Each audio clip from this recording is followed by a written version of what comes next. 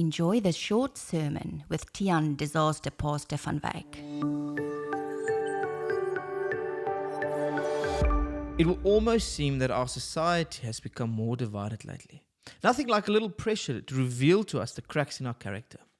John 16 verse 13 teaches us that when the Spirit of truth comes, He will lead us into the full truth. Let us think for a moment about this. The Spirit of truth will reveal to us the greatness and goodness of God, how wonderful and beautiful His character is.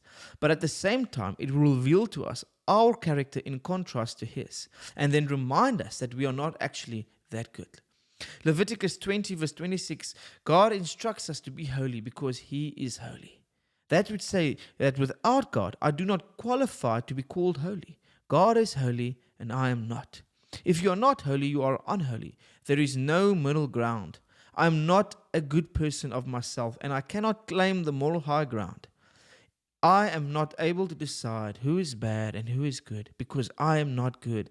Jesus Himself reminds us that no one is essentially perfectly and morally good except God alone. It makes me wonder then how we can classify other people as the evil enemy when at one point we ourselves were the evil enemy of the Lord. We are saved only by God's grace.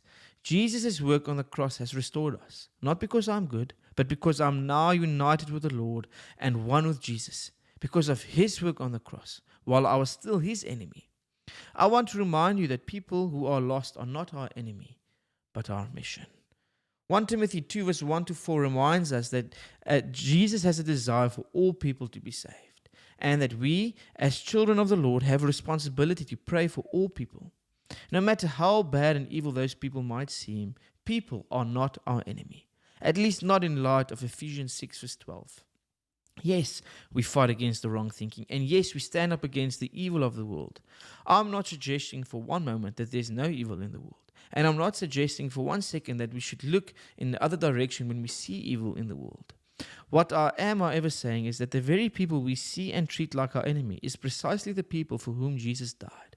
Just as Jesus saved us while we were still His enemy, He has a desire for us to present Him to people we see as our enemy. I want to challenge you today. Go read 1 John 4 verse 7 to 12. Then ask yourself the following questions. Who do I see as my enemy? And am I prepared to love them?